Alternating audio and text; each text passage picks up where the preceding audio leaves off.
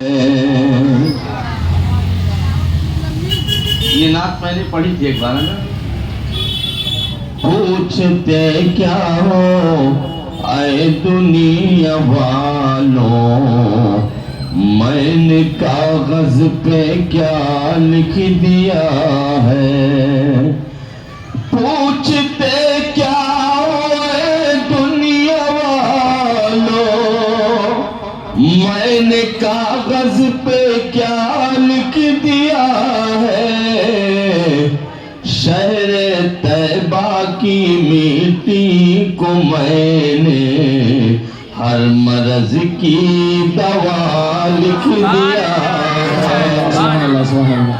اس شعر کو ایک حدیث پاک سے سمجھو. حضور فرماتے ہیں والذی نفسی بیدی ان فی غبارها شفاء لکل داء. قسم ہے اس اللہ تعالیٰ کی جس کے قبضہ قدرت میں میری جان ہے، اللہ تعالیٰ نے مدینہ شریف کی مٹی میں بھی ہر بلا سے شفا رکھی ہے. سبحان اللہ سبحان اللہ. نعرہ تکبیر، نعرہ رسالت، جلسہ شہدائے کربلا، مسلک اعلی حضرت. نعرہ تکبیر، نعرہ رسالت. صحابہ کرام جب کہیں سے چل کر آتے تو ہواؤں کے جھونکوں کی وجہ سے جب ان کے چہروں پر گرد و غبار مدینہ شریف کے پڑ جاتے تو اپنے کپڑوں سے صاف کرنا چاہتے تو میرے مصطفیٰ روک دیتے. میرے صحابی، یہ مدینہ کا گرد و غبار ہے، یہ مدینے کی مٹی ہے، اسے صاف نہ کرو، چہرے پر رہنے دو، کیونکہ اللہ نے میرے مدینے کی مٹی میں شفا عطا فرمائی. بے شک سبحان اللہ. پوچھتے کیا ہو اے دنیا والوں، میں نے کاغذ پہ کیا لکھ دیا ہے. شہر طیبہ کی مٹی کو میں نے ہر مرض کی دوا لکھ دیا ہے. اے نکیرو نہ کچھ مجھ سے پوچھو، میں غلام شہ انبیاء ہوں. اے نکیرو نہ کچھ مجھ سے پوچھو، میں غلام شہ انبیاء ہوں. اے نکیرو نہ کچھ مجھ سے پوچھو، میں غلام شہ انبیاء ہوں. دیکھو مرنے سے پہلے ہی دل پہ میں نے یا مصطفیٰ لکھ دیا ہے. دیکھو مرنے سے پہلے ہی دل پہ میں نے یا مصطفیٰ لکھ دیا ہے. اور یہ شعر بہت مشہور ہے اور ہم سنیوں کو امام حسین پر فخر ہے کہ ان کا نام لیتے ہیں تو اللہ تعالی ہمیں قوت عطا فرماتا ہے. تھر تھرانے لگے ہیں یزیدی، منہ چھپانے لگے ہیں یزیدی. تھر تھرانے لگے ہیں یزیدی، منہ چھپانے لگے ہیں یزیدی. تھر تھرانے لگے ہیں یزیدی، منہ چھپانے لگے ہیں یزیدی. میں نے بازوئے ہمت پہ جبوں سے کربلا کربلا لکھ دیا ہے. میں نے بازوئے ہمت پہ جبوں سے کربلا کربلا لکھ دیا ہے. شہر طیبہ کی مٹی کو میں نے ہر مرض کی دوا لکھ دیا ہے. پھر درود پاک پڑھیں. اللہم صلی علی سیدنا حبیبنا و مولانا محمد مبارک وسلم صلاۃ و سلام علیک یا رسول اللہ صلی اللہ علیہ وسلم. برادران اسلام، تینوں خلفائے کرام کی بارگاہوں میں عقیدتوں کا خراج ہم نے اور آپ نے پیش کر لیا ہے. آج کی رات داماد پیغمبر، محبوب پیغمبر، شیر خدا، مشکل کشا حضرت علی رضی اللہ عنہ کی بارگاہ میں ہم اور آپ عقیدتوں کا خراج پیش کرنے جا رہے ہیں. حضرت علی شیر خدا حضور کے صحابی بھی ہیں اور حضور کے اہل بیت اطہار کے ایک عظیم فرد بھی ہیں. حضور کے صحابی بھی ہیں اور حضور کے گھر والے بھی ہیں. آیت کریمہ جس کی تلاوت میں نے کی اس سے پہلے بھی آپ نے سن لیا. اللہ فرماتا ہے محمد الرسول اللہ، محمد اللہ کے رسول ہیں.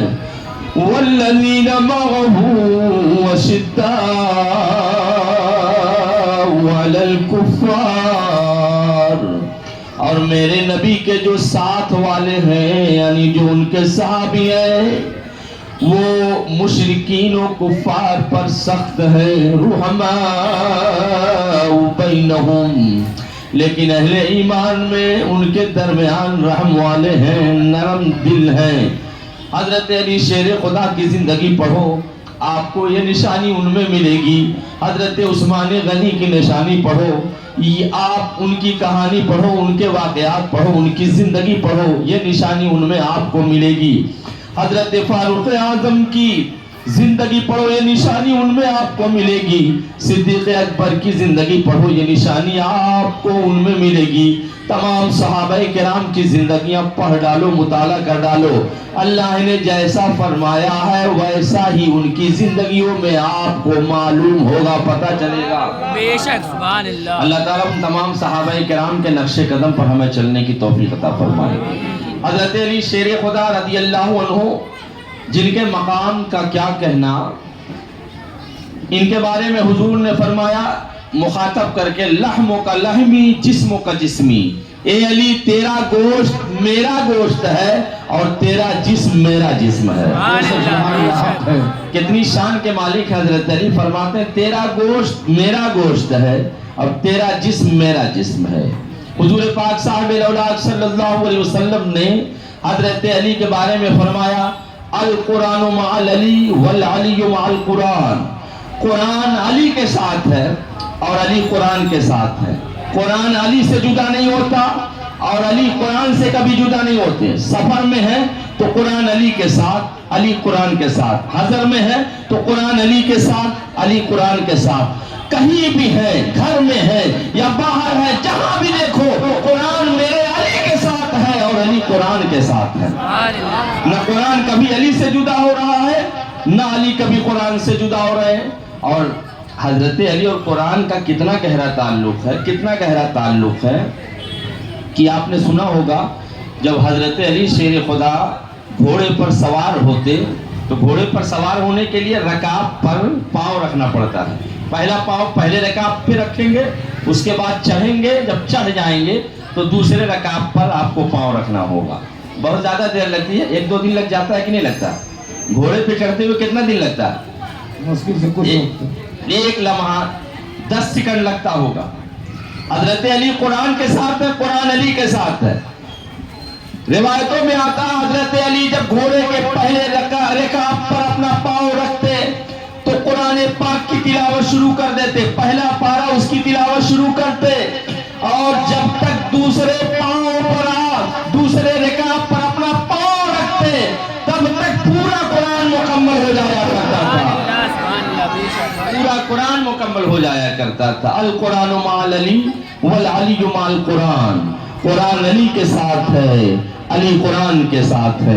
حضرت علی شیر خدا رضی اللہ عنہ، جن کے حوالے سے نبی کائنات صلی اللہ علیہ وسلم نے ارشاد فرمایا انا مدینۃ العلم وعلی بابھا، میں علم کا شہر ہوں اور علی اس کے دروازہ ہے۔ اگر شہر علم میں آنا چاہتے ہو تو دروازے کا سہارا لینا ہوگا، میرا علم چاہتے ہو تو میرے علی کا سہارا لینا ہوگا، میری رحمت چاہتے ہو تو میرے علی کا سہارا لینا ہوگا، میری بارگاہ میں آنا چاہتے ہو میرے علی کا سہارا لینا ہوگا، اگر میری رضا چاہتے ہو تو میرے علی کا سہارا لینا ہوگا۔ نعرہ حیدری، نعرہ حیدری، نعرہ تکبیر، نعرہ رسالت۔ حضرت علی شیر خدا رضی اللہ عنہ جو تقریباً 8-10 سال کی عمر ہی میں ایمان لے آتے ہیں۔ آپ نے سنا ہوگا کہ حضور پاک صاحب الاولیاء صلی اللہ علیہ وسلم نے اعلان نبوت فرما دیا۔ حضرت خدیجہ الکبریٰ بھی اللہ کے حکم سے اور اللہ تعالیٰ کی بتائی ہوئی ترکیب سے نماز پڑھتی تھی۔ میرے نبی صلی اللہ علیہ وسلم بھی نماز پڑھتے تھے۔ حضرت علی نے رات کے سناٹے میں دیکھا کہ رکوع کیا جا رہا ہے، سجدہ کیا جا رہا ہے۔ جب نماز مکمل ہو گئی تو پوچھا یا رسول اللہ یہ کیا ہو رہا تھا؟ حضرت خدیجہ سے پوچھا کہ یہ کیا ہو رہا تھا؟ تو میرے نبی نے فرمایا کہ علی جب تم نے دیکھ لیا تو میں بتا دوں، مجھ کو اللہ نے اپنا نبی بنا کر بھیجا ہے، یہ اسلام ہے، یہ مذہب اسلام ہے، اس مذہب اسلام کی عبادت ہے جو کی جا رہی تھی، میں تم کو بھی دعوت دیتا ہوں کہ اسلام قبول کر لو۔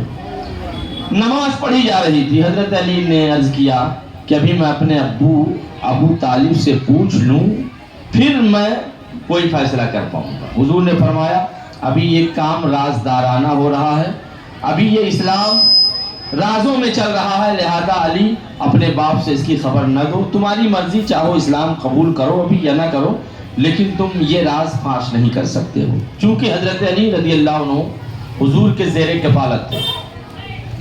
جب مدینہ والے قحط سالی کا شکار ہو گئے، جب مکہ والے قحط سالی کا شکار ہو گئے تو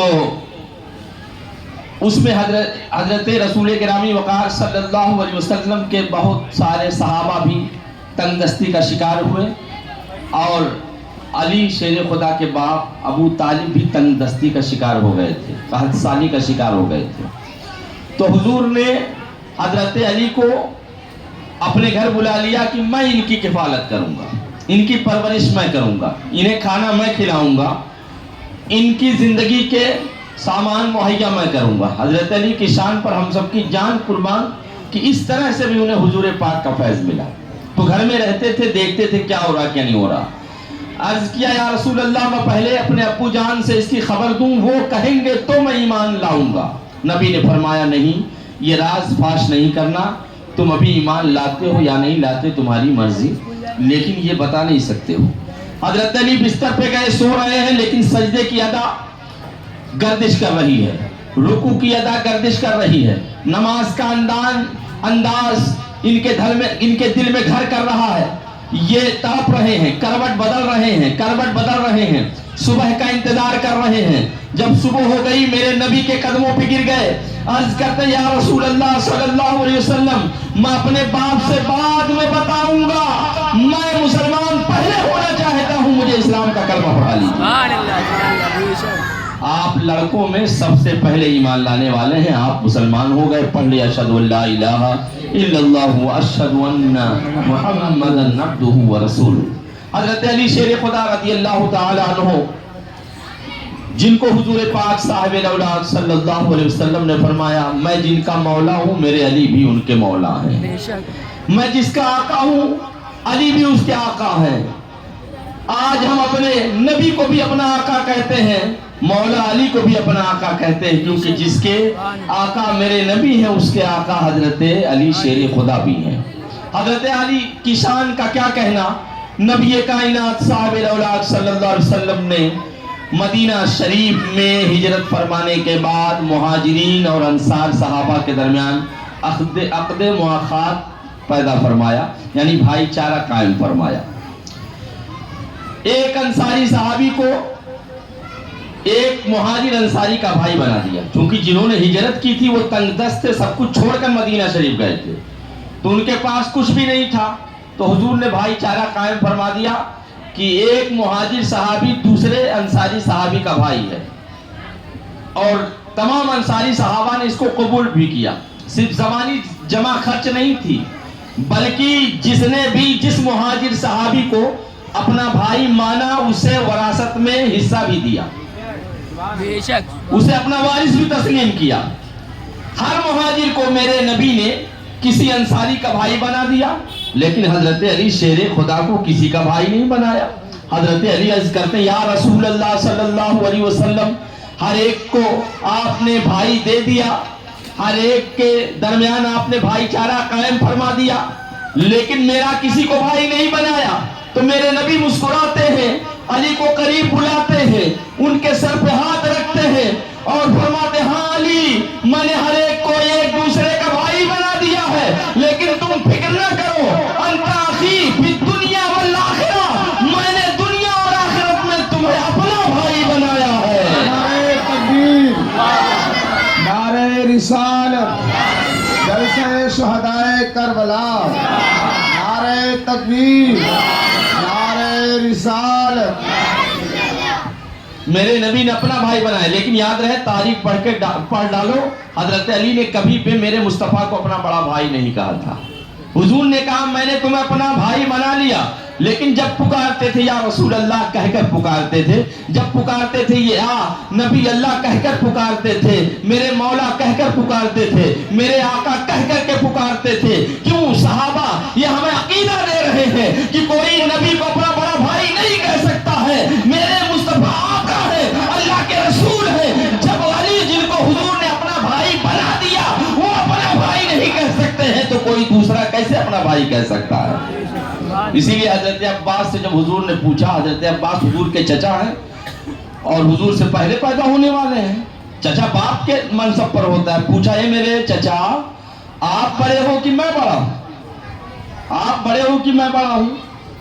تو عمر کے حساب سے تو حضرت عباس کہہ سکتے تھے میں بڑا ہوں، لیکن ادب دیکھو حضور کا معاملہ آ گیا۔ حضرت عباس عرض کرتے یا رسول اللہ صلی اللہ علیہ وسلم بڑے آپ ہیں، بس پیدا میں پہلے ہو چکا تھا۔ سبحان اللہ، سبحان اللہ۔ بڑے آپ ہیں، پیدا میں پہلے ہو چکا تھا۔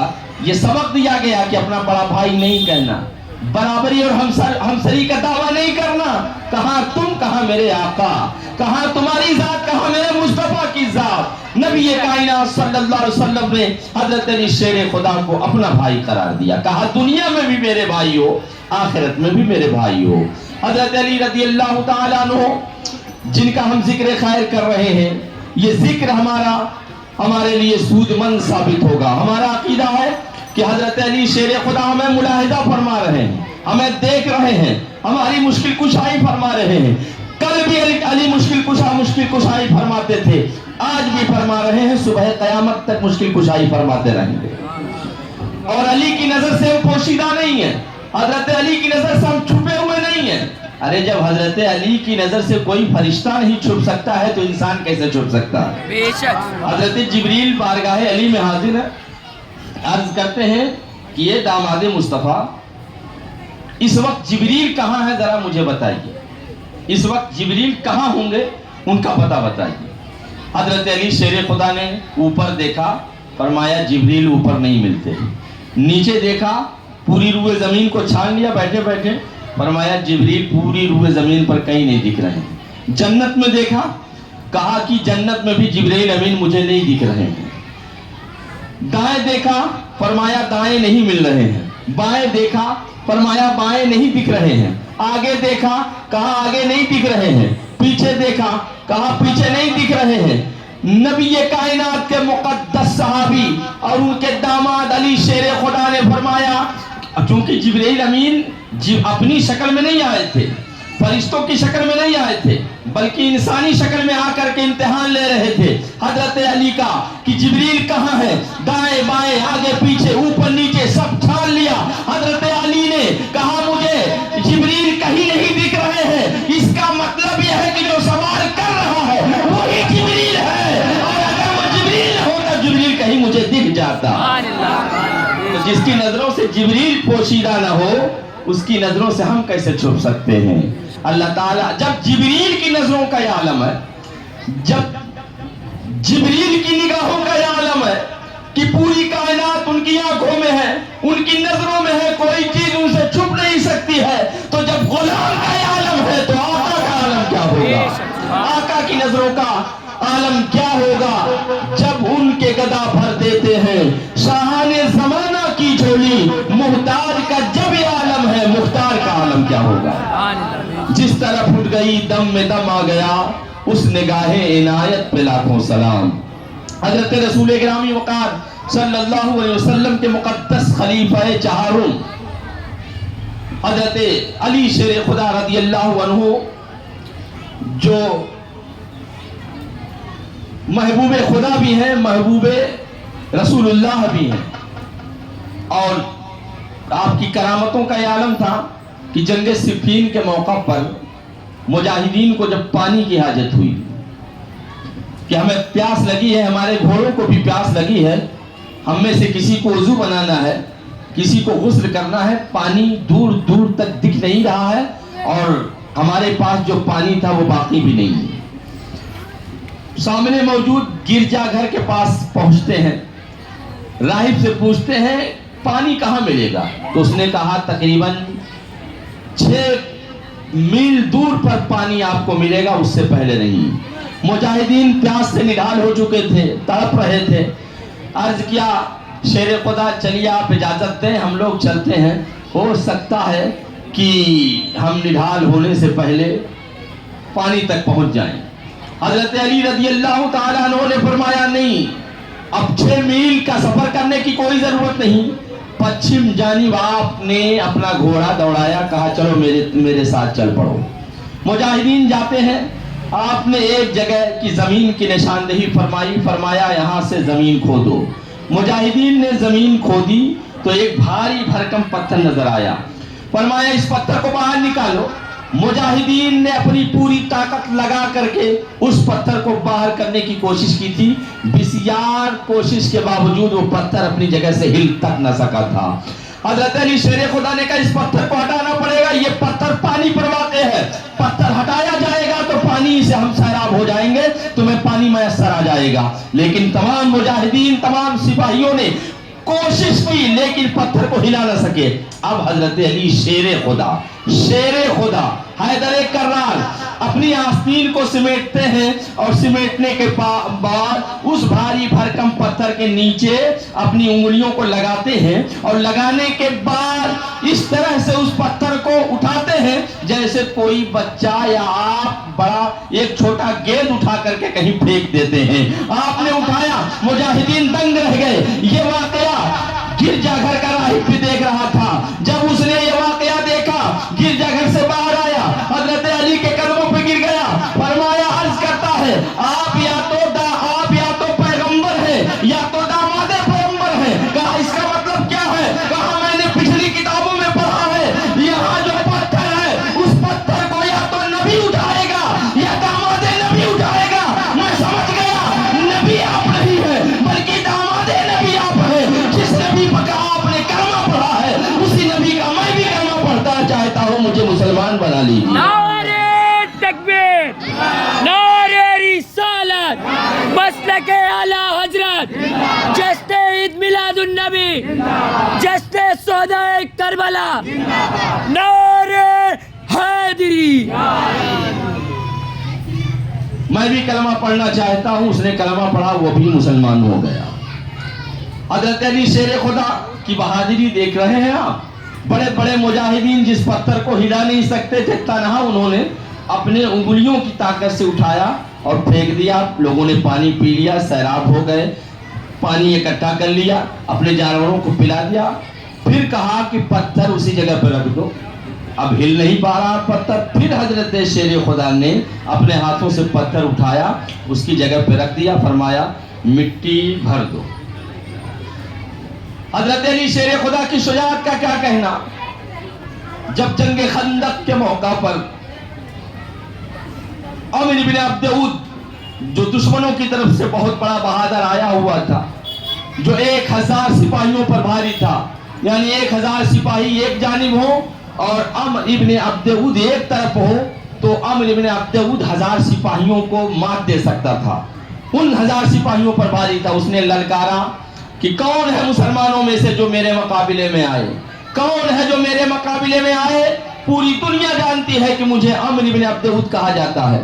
हजरत अली शेर खुदा, शेर के सामने कोई ललकारे, शेर खामोश रहे तो उसकी बेइज्जती है। अली शेर खुदा बारगाह नबी में अर्ज करते, या रसूल अल्लाह सल्लल्लाहु अलैहि वसल्लम आप इजाजत दें, अभी इसका काम तमाम करके आ जाऊंगा। मेरे नबी ने फरमाया, अली बैठ जाओ, ये अम्र इब्न अब्द उद है, यानी 1000 सिपाहियों पर भारी है। अब चूंकि हुजूर का हुक्म है, हजरत अली शेर खुदा बैठ गए। दोबारा उसने फिर मुबारज़त तलब की, कौन है जो मेरे मुकाबले में आए। हजरत शेर खुदा फिर खड़े हो गए। मेरे नबी ने फरमाया, बैठ जा, ये अम्र इब्न अब्द उद है, 1000 सिपाहियों पर भारी है। अब हुक्म नबी, हजरत अली बैठ गए। फिर उसने ललकारा, क्या अब वो जन्नत मुसलमानों की को प्यारी नहीं है जिसके तलब में मुसलमान अपनी जान कुर्बान करते थे? क्या मुसलमानों में कोई सिपाही ऐसा नहीं जो मेरे मुकाबले में आ सके? क्या किसी को अब सबको अपनी जान की परवाह हो गई? अब कोई अपने रब की राह में अपनी जान नहीं कुर्बान करना चाहता? कौन है जो मेरे मुकाबले में आए? हजरत अली शेर खुदा खड़े हो गए, बारगाह नबी में अदब से अर्ज करते, या रसूल अल्लाह सल्लल्लाहु अलैहि वसल्लम आप इजाजत दें, भले ही से ये अम्र इब्न अब्द उद है, मैं इसके मुकाबले में जाना चाहता हूँ। मेरे नबी ने इजाजत अता फरमाई। अब जब हजरत अली शेर खुदा तलवार लेकर मैदान में जा रहे हैं तो उस मैदान का जर्रा जर्रा देख रहा है। उधर के मुजाहिदीन, उधर के सिपाही भी देख रहे हैं, इधर के मुजाहिदीन भी देख रहे हैं। आसमान भी ये नजारा देख रहा है कि अली उसके मुकाबले में जा रहे हैं जो 1000 सिपाहियों पर भारी है। मुजाहिदीन भी दंग है, दुनिया भी हैरान है कि अली शेर खुदा बगैर किसी फिक्र के आगे बढ़ते जा रहे हैं, बढ़ते जा रहे हैं। मैदान कारज़ार का जर्रा जर्रा पुकारने लगा कि शेर की आमद है, कि रन कांप रहा है। रन एक तरफ चरखे कोहन कांप रहा है, रन एक तरफ चरखे कोहन कांप रहा है। आप वहां पहुंचे और पहुंचने के बाद एक दूसरों से गुफ्तगू हुई। उसने पूछा कि आप कौन हो? आपने फरमाया, मैं अली हूँ, मेरा नाम अली है। कहा कि अब्द मुनाफ के बेटो? कहा नहीं, मैं अबू तालिब का बेटा हूँ। कहा अबू तालिब मेरे दोस्त थे, मैं अपने दोस्त के बेटे से मुकाबला नहीं करना चाहता हूँ। हजरत अली ने फरमाया, मैं तुम्हें नबी का दुश्मन समझकर तुमसे मुकाबला करना चाहता हूँ। बिरादरान इस्लाम, बगैर किसी तफसील के मैं अर्ज करूँ, दोनों जानिब से तलवारें चलती हैं। चूंकि बहुत बड़ा बहादुर था, उसने ऐसी तलवार चलाई, ऐसी ज़र्ब लगाई कि अगर वो ज़र्ब किसी पेड़ पर लगाता तो पेड़ 2 टुकड़े हो जाता। अगर भारी पत्थर पर मारता उस तलवार के जोर से तो पत्थर टुकड़े हो जाता, पहाड़ सुरमा बन जाता। उस जालिम ने हजरत अली पर जोर की तलवार चलाई। हजरत अली ने अपने ढाल से रोकना चाहा, ढाल कट गई, तलवार हजरत अली शेर खुदा के सर से टकरा जाती है। हजरत अली शेर खुदा जख्मी हो जाते हैं। जब शेर जख्मी होता है तो ताकत और बढ़ जाती है। अब पलट कर हजरत अली शेर खुदा ने तलवार का एक ऐसा वार उस अम्र इब्न अब्द उद जैसे बहादुर पर किया था कि फौरन वो 2 टुकड़े हो जाता है। जब वो 2 टुकड़े होकर गिरता है तो मैदान कारज़ार का जर्रा जर्रा पुकार कर कहता है, शाह मर्दा शेर यज़दा क़ुव्वत परवरदिगार, ला फता इल्ला अली, ला सैफ़ा इल्ला ज़ुल्फ़िकार, ला फता इल्ला अली, ला सैफ़ा इल्ला ज़ुल्फ़िकार। हजरत अली शेर खुदा रज़ी अल्लाह अन्हु ने उसका काम तमाम कर दिया। उसका गुरूर मिट गया, जालिम निस्तो नाबूद हो गया, जहन्नम वासिल हो गया। आपकी बहादुरी का गलगला था पूरे अरब में। हाल ये था कि जब जंग खैबर में के मौका पर फतह खैबर के लिए मेरे नबी ने हजरत सिद्दीक़ अकबर रज़ी अल्लाह अन्हु को झंडा अता फरमाया कि जाओ खैबर किला फतह कराओ। तो चूंकि सिद्दीक़ अकबर के किस्मत में फातह खैबर होना नहीं लिखा था, इसलिए उनसे खैबर फतह न हुआ। फिर हजरत उमर फारूक आजम को मेरे नबी ने इस्लाम का झंडा दिया और फरमाया, जाओ खैबर फतह कराओ। उनकी किस्मत में भी फातह खैबर होना नहीं लिखा था, खैबर फतह नहीं हुआ। फिर मेरे नबी ने सहाबा को इकट्ठा फरमाया और फरमाया कि कल सुबह मैं एक ऐसे आदमी को, एक ऐसे बंदे को इस्लाम का झंडा दूंगा जिसके हाथों पर अल्लाह ताला खैबर फतह फरमा देगा, यानी वो फातह खैबर हो जाएंगे। सारे सहाबा घर वापस जाते हैं और रात भर करवट बदलते, किसी को नींद नहीं आती, क्योंकि हुजूर ने फरमाया था कल जिसको झंडा दूंगा وہ فتح کر کے آئے گا. اور میرے نبی نے یہ بھی فرمایا تھا کہ کل جس کو جھنڈا دوں گا وہ اللہ کو دوست رکھتا ہے اور اللہ اسے دوست رکھتا ہے. وہ اللہ کا محبوب ہے اور اللہ اس سے محبت کرتا ہے, وہ اللہ سے محبت کرتا ہے. تو سارے صحابہ یہی سوچ رہے تھے کاش وہ جھنڈا ہمیں مل جائے, ہم فاتح خیبر ہو جائیں گے اور اس بات کی ضمانت مل جائے گی کہ اللہ ہم کو دوست رکھتا ہے, ہم اللہ کو دوست رکھتے ہیں. کروٹ بدلی گئی یہاں تک کہ جب صبح نمودار ہوئی, فجر کی نماز لوگوں نے پڑھی, سب اس انتظار میں تھے کہ میرا نام لیا جائے گا, میرا نام لیا جائے گا, مجھے پکارا جائے گا. میرے نبی صلی اللہ علیہ وسلم نے تمام صحابہ پر اپنی نظر ڈالی, وہاں حضرت علی شیر خدا موجود نہیں تھے. فرمایا آئین علی ابن ابی طالب, حضرت علی ابن ابی طالب کہاں ہے؟ لوگوں نے عرض کیا یا رسول اللہ صلی اللہ علیہ وسلم وہ آشوب چشم کا شکار ہے, ان کی آنکھوں میں تکلیف ہے, درد ہے, اس وجہ سے وہ بارگاہ میں حاضر نہیں ہو سکے ہیں. میرے مصطفیٰ کے نامی وقار نے فرمایا علی کو میری بارگاہ میں بلاؤ. حضرت علی شیر خدا کو بلایا گیا.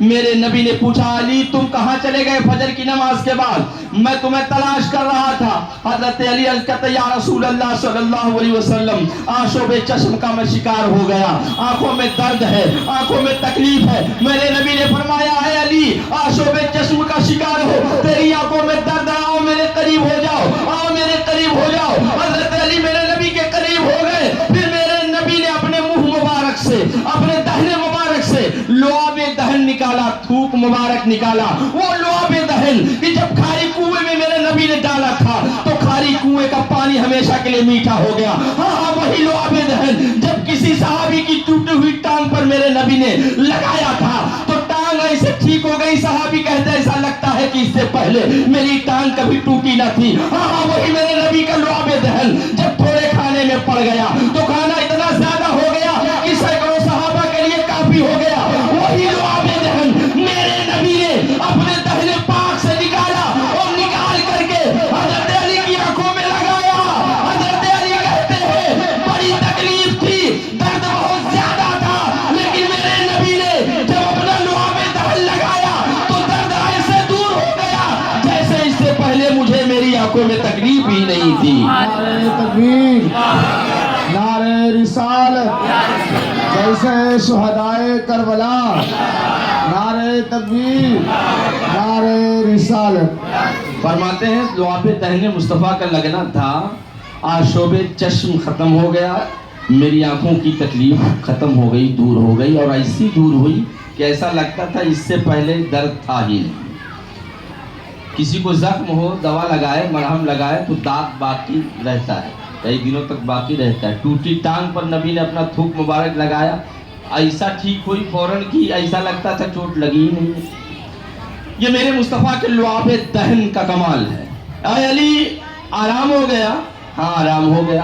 اے علی یہ اسلام کا جھنڈا میں اپنے مقدس ہاتھوں سے تمہیں دے رہا ہوں, لے جاؤ, خیبر فتح کر کے آؤ. حضرت علی شیر خدا رضی اللہ عنہ اسلامی جھنڈا اپنے ہاتھ میں لیتے ہیں. لکڑی میں وہ جھنڈا لگا ہوا تھا, وہ لکڑی میں لگا ہوا جھنڈا لے کر کے آپ میدان خیبر میں جاتے ہیں, قلعہ خیبر کے قریب جاتے ہیں. ایک بھاری پتھر رکھا ہوا تھا, اسی پتھر پر گاڑ دیتے ہیں. آپ نے جو ہی اس لکڑی کو پتھر پر گاڑنا چاہا, نصب کرنا چاہا, پتھر میں سوراخ پیدا ہو گیا اور وہیں پر آپ نے اسلامی جھنڈا نصب کر دیا. راہب جو گرجا گھر میں بیٹھا ہوا تھا, اس نے جب یہ واقعہ دیکھا, یہ دوڑتا ہوا آیا اور آنے کے بعد حضرت علی کے قدموں پہ گر گیا. عرض کرتا ہے مجھے کلمہ پڑھا لو, میں مسلمان ہونا چاہتا ہوں. آپ نے فرمایا ابھی تک تم اپنے دین پر قائم تھے, اچانک تم نے اسلام کا کلمہ پڑھ لیا, آخر اس کی کیا وجہ ہے؟ تو اس نے کہا میں نے پچھلی کتابوں میں پڑھا تھا جو داماد پیغمبر ہوگا اور جس مذہب پر وہ عمل کرتا ہوگا وہ نبی, اس نبی کا جو داماد ہوگا وہ لکڑی پتھر میں گاڑ دے گا.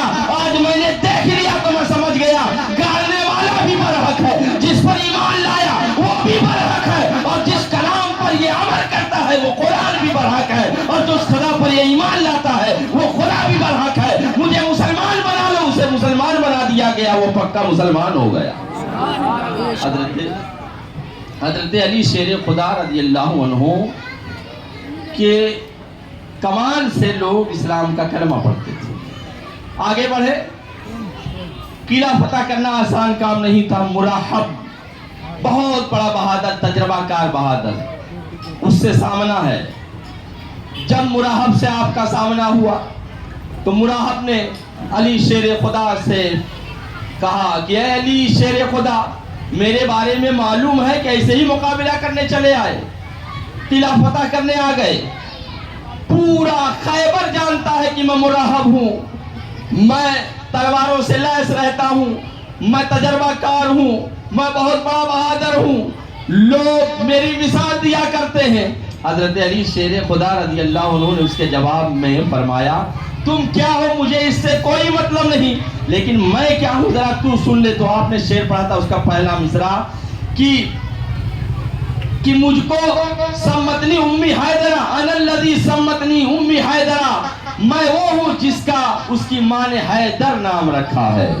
یعنی تو اپنا پتہ بتاتا ہے، میرا پتہ سن لے، میں وہ ہوں کہ میری ماں نے میرا نام حیدر رکھا ہے. حیدر شیر کو کہتے ہیں، اور فاطمہ زہرا نے اپنے بیٹے کا نام حیدر رکھا تھا. حیدر کہہ کر کے پکارا کرتی تھی. شیر کئی معنوں میں آتا ہے، اسد کو بھی شیر کہتے ہیں، غضنفر کو بھی شیر کہتے ہیں، زرغام کو بھی شیر کہتے ہیں، مطلب شیر کے کئی معنی آتے ہیں. لیکن حیدر اس شیر کو کہتے ہیں جو پلٹ پلٹ کر وار کرتا ہے. حیدر اس شیر کو کہتے ہیں جو اپنے شکار کو موقع دے بھاگنے کا، بھاگ جتنا بھاگنا ہے پھر دبوچے اور اس کو دو ٹکڑے کرتے. فرماتے ہیں کہ میں وہ ہوں کہ میرا نام میری ماں نے حیدر رکھا ہے، اور میں جھاڑیوں میں بیٹھے ہوئے شیر کی طرح خوفناک ہوں، میری صورت خوفناک ہے. حیدر کا نام سنتے ہی اس کی روح کانپ جاتی ہے. میں ایک تفصیل اور کر دوں، ایک مفہوم اور بیان کر دوں. شیر کی اس کی کیفیت کے اعتبار سے شیر کے کئی معنی ہیں. اسد معنی بھی شیر ہوتا ہے، غضنفر معنی بھی شیر ہوتا ہے، زرغام کے معنی بھی شیر ہوتا ہے، حمزہ کے معنی بھی شیر ہوتا ہے، عباس کے معنی بھی شیر ہوتا ہے، حیدر کے معنی بھی شیر ہوتا ہے. اگر شیر نارمل طریقے سے اپنے جھاڑی میں بیٹھا ہو تو اسے اسد کہتے ہیں، اور اگر وہ پلاننگ بنا لے شکار کرنے کی تو اسے زرغام کہتے ہیں، اور شکار کرنے کے لیے چہل قدمی کرنا شروع کر دے تو اسے زیغم کہتے ہیں. اور جب اپنے شکار پر نظر جما لے کہ اسی کو پکڑنا ہے تو اسے غضنفر کہتے ہیں. پھر اپنے شکار پر دوڑ لگا دے، دوڑنا شروع کر دے، کسے پکڑنا ہے، جب دوڑنے لگے تو اسے حمزہ کہتے ہیں.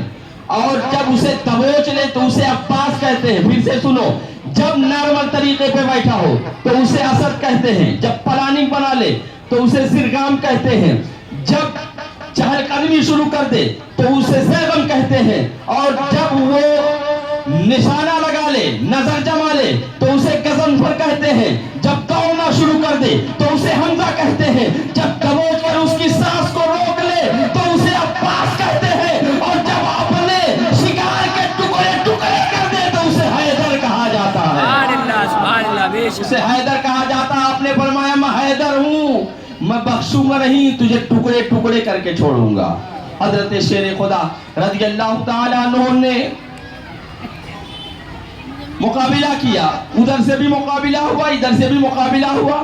آپ نے ایک ایسا وار مارا کہ اس کے سر پر تلوار لگی تو اس کے دانتوں تک آ کر گھس گئی، وہ گر گیا، پھر نار ہو گیا. پھر آپ نے خیبر کا وہ دروازہ جو بہت مشہور ہے اس کو اپنے اکھاڑا، اور اکھاڑنے کے بعد اپنے پشت اتھار پر رکھا، اور رکھنے کے بعد سپاہیوں سے فرمایا سپاہیوں قلعہ فتح کرنے کے لیے اسی دروازے کے اوپر چڑھ جاؤ، قلعہ فتح کر دو. اور جو بھی سامنے ظالم ہے ان کا قلعہ کما کر دو، ان کا کام تمام کر دو. سپاہی اس دروازے پہ چڑھ چڑھ کر کے جنگ کر رہے تھے، اور حال یہ تھا کہ جب اس دروازے کو حضرت علی شیر خدا نے نیچے رکھا اور 40 سپاہیوں نے اسے اٹھانا چاہا، اٹھانا بڑی دور کی بات ہے، اس کو ہلا نہ سکے، لیکن شیر خدا نے تنہا اس دروازے کو اپنے پشت اتھار پر رکھا، اور رکھنے کے بعد کہا سپاہیوں اسی دروازے پہ چڑھ جاؤ. شیر خدا کی شجاعت کو ہم سلام کرتے ہیں. کبھی دیوار گرتی ہے، کبھی در کانپ جاتا ہے، علی کے نام پر اب بھی خیبر کانپ جاتا ہے. نعرہ تکبیر. شہدائے کربلا، چڑیوں کی چہک میں علی علی، نعرے تکبیر۔ کبھی دیوار گرتی ہے، کبھی در کانپ جاتا ہے، علی کا نام سن کر اب بھی خیبر کانپ جاتا ہے۔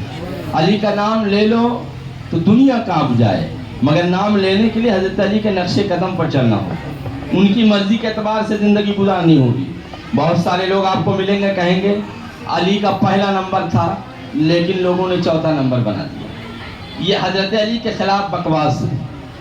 حضرت علی کو 3 بار معاذ اللہ رب العالمین ان کا حق چھینا گیا۔ لوگ ظالم لوگ کہتے ہیں صدیق اکبر کو پہلے بنایا گیا تو حضرت علی کا حق چھینا گیا، عمر فاروق اعظم کو بنایا گیا تو حضرت علی کا حق چھینا گیا، عثمان غنی کو بنایا گیا تو حضرت علی کا حق چھینا گیا۔ ایسا کہہ کر وہ حضرت علی سے دشمنی کرتے ہیں، حضرت علی کی مرضی کے خلاف ورزی کرتے ہیں۔ حضرت علی سے پوچھا گیا تھا کہ ہم نے سنا ہے کہ حضور نے فرمایا علی میرے بعد تم خلیفہ ہوگے، لیکن پہلے صدیق اکبر کو بنایا گیا، فاروق اعظم کو بنایا گیا، پھر عثمان غنی کو چوتھے نمبر پہ آپ کو رکھا گیا۔ تو حضرت علی برہم ہو گئے، ناراض ہو گئے، فرمایا یہ جھوٹی خبر ہے، یہ تہمت ہے میرے نبی پر، ایسا ہرگز نہیں ہے۔ اگر میرے نبی نے ایسا فرمایا ہوتا تو میں صدیق اکبر کو اپنا امیر تسلیم نہیں کرتا، اگر میرے نبی نے ایسا فرمایا ہوتا تو عمر فاروق اعظم کو خلیفہ مسلمین میں تسلیم کرتا ہی نہیں، اگر میرے نبی نے ایسا فرمایا ہوتا تو عثمان غنی کو مسلمانوں کا خلیفہ میں تسلیم کرتا ہی نہیں، اپنی جان دے دیتا، اپنے نبی کی بات کو پوری کروا ہی لیتا، لیکن میرے نبی نے ایسا نہیں فرمایا تھا۔ میرا نمبر جہاں تھا مسلمانوں نے مجھے وہی کھڑا کیا، لہذا میرے نبی پر تہمت نہ لگائی جائے۔ اب اگر کوئی کہے علی کا پہلا نمبر تو تہمت حضرت علی پر لگا رہا ہے۔ حضرت علی کہتے ہیں ایسا ہرگز نہیں، اگر ہوتا تو میں کسی کی امیری کو قبول ہی نہیں کرتا، کسی کی خلافت کو قبول ہی نہیں کرتا۔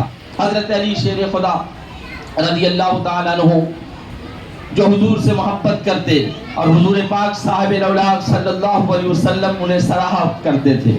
آپ نے مقام صاحبہ کا واقعہ بہت مشہور ہے، سنا ہوگا کہ ان کے لیے اللہ کے نبی نے سورج کو واپس بلا لیا۔ یہ علی کا مقام ہے، یہ علی کی شان ہے۔ جب مقام صاحبہ میں حضرت رسول گرامی وقار صلی اللہ علیہ وسلم نے نماز عصر ادا کر لی، حضرت علی نبی نہیں پڑھی تھی، اور میرے نبی کا حکم ہو گیا کہ علی میں آرام کرنا چاہتا ہوں۔ اب حضور کا حکم ہے تو سب سے پہلے حکم نبی ماننا ہے۔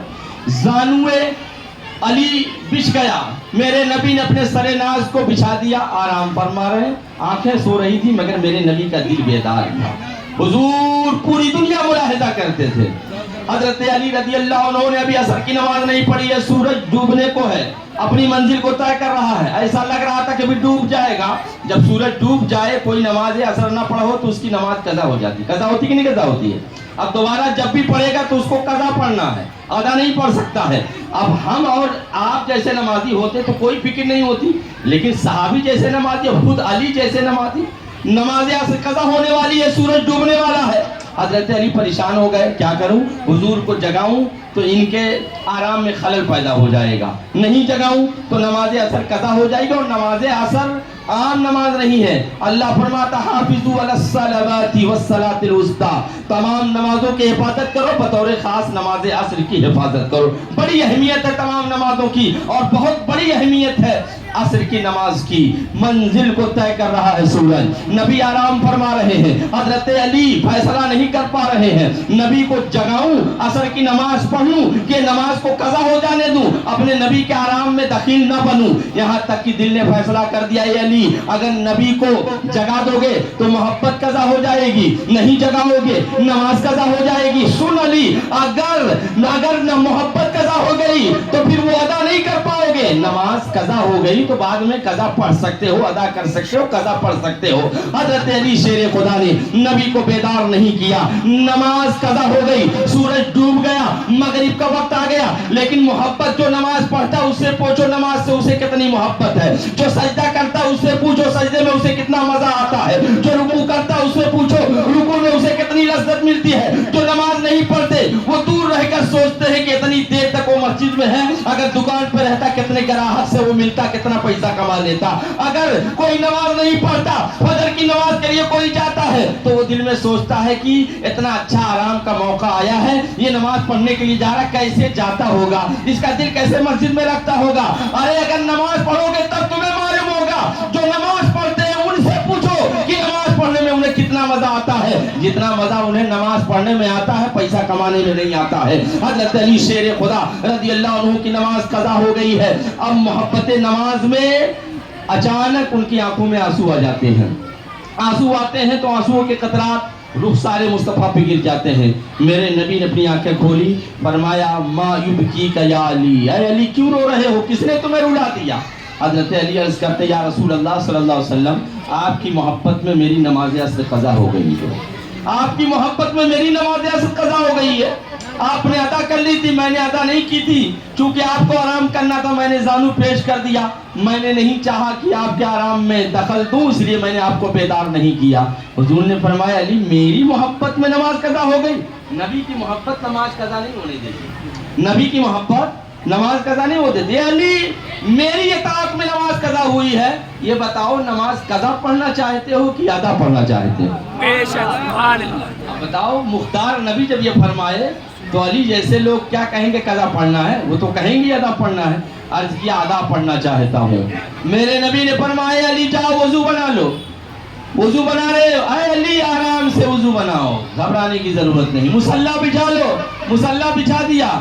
علی حیران ہے کہ کیسے ادا نماز پڑھوں گا, سورج تو ڈوب چکا, مغرب کا وقت آ گیا, اب تو نماز قضا ہی پڑھنی ہے, آخر کون سا معجزہ سامنے آنے والا ہے. میرے نبی نے فرمایا علی وضو بنا لیا, ہاں بنا لیا, مصلی بچھا دیا, ہاں بچھا دیا, نماز ادا کرنا چاہتے ہو, ہاں ادا کرنا چاہتے ہیں. میرے نبی نے وہ سورج جو ڈوب چکا تھا, کل اسے نکلنا بھی تھا, اس سورج کو مخاطب کیا, رب کی بارگاہ میں عرض کیا اللہ میرے علی نے تیری اطاعت میں, تیرے نبی کی اطاعت میں نماز عصر کو قضا کر دیا ہے, اسے ادا پڑھنا ہے. اے اللہ سورج کو واپس کر دے. میرے نبی کا اتنا عرض کرنا تھا, جو سورج ڈوب گیا تھا پھر سے واپس آ جاتا ہے, جب سورج پھر سے واپس آتا ہے تو نبی فرماتے ہیں علی آرام سے نماز پڑھو, عصر کا وقت پھر سے واپس آ گیا ہے. نعرہ تکبیر, نعرہ رسالت, جلسہ شہدائے کربلا, نعرہ حیدری,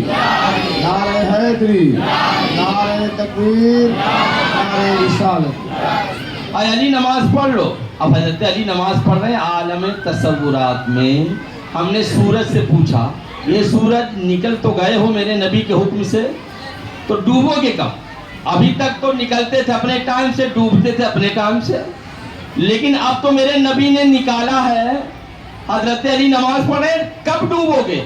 تو سورج نے عالم تصورات میں جواب دیا کہ اے طاہر نظامی مجھ سے کیوں پوچھتے ہو, علی سے پوچھو کہ نماز کب سے پڑھتے رہیں گے. علی جب تک نماز پڑھتے رہیں گے تب تک میں نکلا رہوں گا, کیونکہ میرے مصطفیٰ نے مجھ کو نکالا ہے, پابند کر دیا ہے علی کی نماز کا. جب تک علی نماز پڑھتے رہیں گے میں نکلا رہوں گا, اور جب علی نماز پڑھ لیں گے نبی کے حکم سے ڈوب جاؤں گا. مولا علی نے واری تیری نیت پر نماز, وہ بھی نماز عصر جو اعلیٰ خطر کی ہے.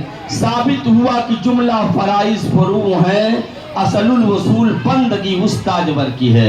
اصل بندگی نبی کی محبت ہے, اصل بندگی نبی کی اطاعت ہے. یہی وجہ ہے کہ عصر کی نماز قضا ہو رہی تھی, قضا ہو جانے دی, مگر میرے نبی کی اطاعت میں ذرہ برابر حضرت علی نے کمی آنے نہیں دی ہے. محبت رسول قائم ہو تو ہماری نماز نماز ہے, محبت رسول باقی ہو, اطاعت مصطفیٰ قائم ہو تو ہماری عبادت عبادت ہے. اور اگر اطاعت مصطفیٰ قائم نہ ہو, باقی نہ ہو, تو ہماری عبادت ہمارے منہ پہ مار دی جائے گی. میں آخری بات پیش کر کے اپنی گفتگو ختم کرتا ہوں. حضرت علی شیر خدا رضی اللہ عنہ کو ہجرت کی رات میرے نبی نے اپنے بستر پر آرام کا حکم دیا. اے علی اگر یہاں پر کفار و مشرکین نے مشورہ کیا ہے کہ نبی کو ان کے بستر پر مار دیا جائے گا, اس بستر پر لیٹنے والے کو آج قتل کر دیا جائے گا, علی تم لیٹ جاؤ, آرام کرو, میں ہجرت کرنے جا رہا ہوں. میرے پاس امانتیں ہیں بہت سارے لوگوں کی, مکہ والوں کی, تم ان کی امانتیں ان کو سپرد کر کے مدینہ واپس آ جانا. حضرت علی آرام کر رہے ہیں, اگر ہم اور آپ ہوتے یہ جان لیتے کہ اس بستر پر جو سوئے گا وہ مار دیا جائے گا، پہلی بات تو سونا نہیں چاہے گا، اور اگر سو جائے گا اس کو نیند نہیں آئے گی۔ آئے گی؟ جس کو یہ معلوم ہو کہ اس بستر پر چادر اوڑھ کر جو سو رہا ہے اس کو مارا جائے گا، اس کو نیزے سے مارا جائے گا، چھلنی کیا جائے گا، تلوار سے کاٹ دیا جائے گا، تو نیند نہیں آئے گی۔ حضرت علی سے پوچھا گیا تھا، علی شیر خدا آپ کو نیند آئی تھی؟ تو حضرت علی نے فرمایا سب سے بہتر نیند میرے نبی کے اسی بستر پر آئی تھی۔ کہا وہ کیسے؟ کہا روزانہ جب میں سوتا تھا تو یہ خدشہ رہتا تھا ہو سکتا ہے یہ رات میری آخری رات ہو، موت کا کوئی ٹھکانہ نہیں ہے، لیکن اس بستر پر جب میں سونے گیا تو میرے نبی کا قول یاد آ رہا تھا کہ علی میں جا رہا ہوں تو میرے بستر پر آرام کرو، کچھ نہیں ہوگا، اور تم امانتہ لوگوں کو دے کر مکہ مدینہ واپس آ جانا۔ تو میرا یقین کہہ رہا تھا، میرا جدان کہہ رہا تھا، میرا ایمان کہہ رہا تھا مجھے موت آئے گی، لیکن آج کی رات نہیں آئے گی، جب تک نبی کے قول پر مدینہ پہنچ نہیں جاؤں گا میری موت نہیں آئے گی، کیونکہ ہے قول محمد، قول خدا، فرمان نہ بدلا جائے گا، بدلے گا زمانہ لاکھ مگر قرآن نہ بدلا جائے گا۔ نعرہ تکبیر، نعرہ رسالت، جلسہ شہداء کربلا، نعرہ تکبیر، نعرہ رسالت۔ بہر صورت آج کی تقریر اسی پر ختم ہے۔ حضرت علی شیر خدا کو معاذ اللہ رب العالمین ابن ملجم نے اس وقت چھلنی کیا اور آپ کی کنپٹی پر تلوار چلائی جس وقت آپ فجر کی نماز کے لیے لوگوں کو جگاتے ہوئے آگے بڑھ رہے تھے۔ ایسی تلوار چلائی تھی کہ پیشانی پر تلوار لگی اور آپ کے کنپٹی تک جا کر ٹھہری تھی۔ آپ نے عرض کیا فزت برب الکعبہ، رب کعبہ کی قسم میں کامیاب ہو گیا۔ آپ اس کے بعد جمعہ اور سنیچر باقاعدہ حیات رہتے ہیں، پھر جامع شہادت نوش کر لیتے ہیں، انا للہ و انا الیہ راجعون۔ آپ نے 4 سال 8 مہینہ 9 دن خلافت کے کام انجام دیے اور ایسا کام کیا کہ پوری دنیا اس کی مثال نہیں لا سکتی ہے۔ رب کی بارگاہ میں دعا ہے کہ پروردگار عالم شیر خدا کی قوت و شجاعت کا ہم سب کو صدقہ عطا فرمائے۔ آمین۔ استغفر اللہ ربی من کل ذنب والسلام علیکم۔